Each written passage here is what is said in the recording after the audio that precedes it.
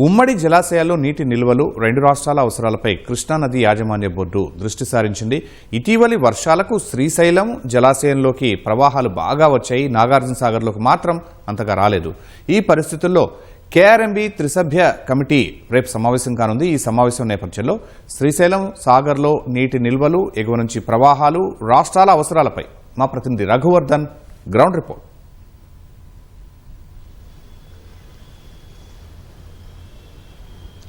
ఈ ఏడాది జూన్ 1వ తేదీ నుంచి కొత్త నీటి సంవత్సరం ప్రారంభమైంది. నీటి సంవత్సరం ప్రారంభమైనప్పటికీ మొదట్లో ఎల్నినో ప్రభావం కారణంగా వర్షాలు పడలేదు. దాంతో జలాశయాల్లోకి నీరు చేరలేదు. అయితే జూలై నెల 2వ వారంలో కురిసిన ఎగువ ప్రాంతాలతో పాటు రాష్ట్రంలో కురిసిన వర్షాలతో కృష్ణా, గోదావరి నదుల్లోకి ప్రవాహాలు ప్రారంభమయ్యాయి. ప్రత్యేకించి కృష్ణాలోకి చూసుకుంటే ఎగువన కర్ణాటకను పూర్తి స్థాయిలో భారీ వర్షాలు కురవడంతో పాటు ఎగువ నుంచి అక్కడ జలాశయాలు నిండిన నేపథ్యంలో అక్కడి నుంచి నీటిని పెద్ద మొత్తంలో దిగువకు విడుదల చేయడంతో శ్రీశైలం జలాశయంలోకి నీరు బాగా వచ్చి చేరింది. అయితే శ్రీశైలం జలాశయంలోకితో పాటు నాగార్జున సాగర్, ఈ రెండు జలాశయాలు కూడా రెండు తెలుగు రాష్ట్రాలకు, ఇటు తెలంగాణ అటు ఆంధ్రప్రదేశ్ రెండు తెలుగు రాష్ట్రాలకు సంబంధించిన ఉమ్మడి జలాశయాలు ఉన్న నేపథ్యంలో ఆ జలాశయాల నుంచి నీటి వినియోగానికి కృష్ణానది యాజమాన్య బోర్డు నీటి విడుదల ఉత్తర్వులు ఇవ్వాల్సి ఉంటుంది. ఇందుకోసం రేపు కృష్ణానది యాజమాన్య బోర్డు త్రిసభ్య కమిటీ సమావేశం కానుంది. ఈ త్రిసభ్య కమిటీ సమావేశంలో ప్రధానంగా బోర్డు సభ్య కార్యదర్శి సతీష్ కాంబోజ్ నేతృత్వంలో జరిగే సమావేశంలో రెండు రాష్ట్రాల ఇంజనీరింగ్ చీఫ్లు, తెలంగాణ నీటిపారుదల శాఖ ఇంజనీరింగ్ చీఫ్ రమేష్ బాబుతో పాటు ఆంధ్రప్రదేశ్ జలవనరుల శాఖ ఇంజనీరింగ్ చీఫ్ నరసింహమూర్తి పాల్గొంటారు. ప్రధానంగా రెండు ఉమ్మడి జలాశయాలు శ్రీశైలం, నాగార్జున సాగర్లో ఉన్న నీటి నిల్వలను లెక్కలోకి తీసుకుని ప్రస్తుతం ఎగువ నుంచి ఇంకా వచ్చే ప్రవాహాలను అంచనా వేసుకుని రెండు రాష్ట్రాలకు సంబంధించిన తాగు, సాగునీటి అవసరాలపై సమావేశంలో చర్చిస్తారు. ప్రస్తుతం చూసుకుంటే ఇవాళ శ్రీశైలం జలాశయానికి సంబంధించి పూర్తి సామర్థ్యం 215 టీఎంసీ అయితే ప్రస్తుతం 182 టీఎంసీలకు పైగా నీరు ఉంది. అటు నాగార్జున సాగర్ పూర్తి సామర్థ్యం 312 టీఎంసీ అయితే ప్రస్తుతం 158 టీఎంసీల నిల్వ మాత్రమే ప్రస్తుతం ఉంది. అయితే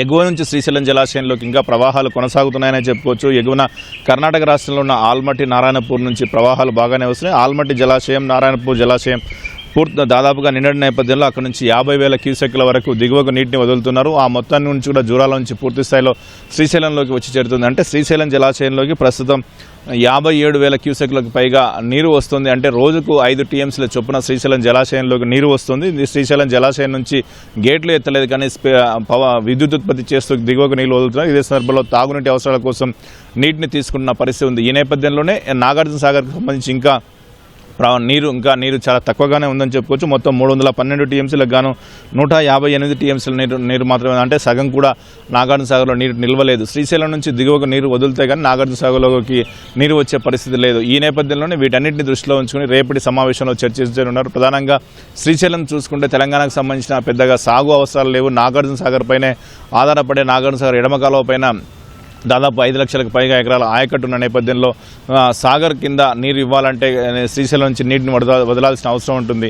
అటు ఆంధ్రప్రదేశ్ అవసరాలకు సంబంధించి కూడా ప్రత్యేకించి ప్రస్తుతం శ్రీశైలం నుంచి పోతిరెడ్డిపాడు హెడ్ రెగ్యులేటర్ ద్వారా 8,000 క్యూసెక్ల నీరుకు పైగా తీసుకున్నారు. ఇది తాగునీటి అవసరాల కోసమని చెప్తున్నారు. ప్రస్తుతం అంటే తాగునీటి అవసరాలపైన పూర్తి స్థాయిలో రెండు రాష్ట్రాల దృష్టి కేంద్రీకరించాయని చెప్పుకోవచ్చు. రేపటి సమావేశంలో శ్రీశైలంలో ఉన్న నీటిని ఎలా వినియోగించుకోవాలి, ఇదే సందర్భంలో నాగార్జున సాగర్ ఆయకట్టుతో పాటు తాగునీటి అవసరాలు ఎలా ఉన్న అంశాలపై రెండు రాష్ట్రాలు చర్చించే అవకాశం ఉంది. ప్రత్యేకించి ఎల్నినో ప్రభావం నేపథ్యంలో తాగునీటికి పూర్తి స్థాయిలో ప్రాధాన్యం ఇవ్వాలని గతంలోనే ఒక అభిప్రాయానికి వచ్చారు.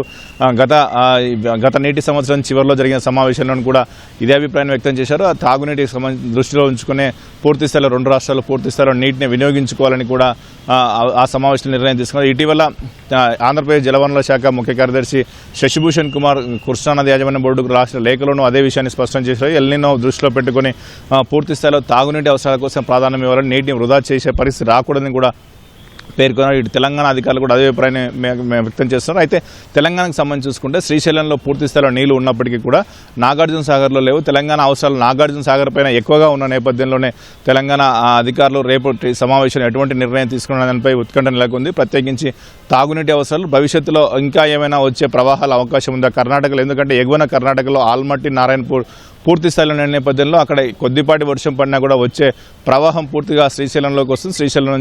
శ్రీశైలం కూడా ఇదే ప్రస్తుతం కొనసాగుతున్న ప్రవాహం కొనసాగుతున్న శ్రీశైలం మరొక 10 రోజుల్లో శ్రీశైలం కూడా నిండే అవకాశం ఉంది. ఈ నేపథ్యంలో నాగార్జున సాగర్కు నీటి విడుదలతో పాటు రెండు రాష్ట్రాల తాగు, సాగునీటి అవసరాలపై రేపటి సమావేశంలో ఒక నిర్ణయం తీసుకునే అవకాశం ఉంది. Sharma, over to studio.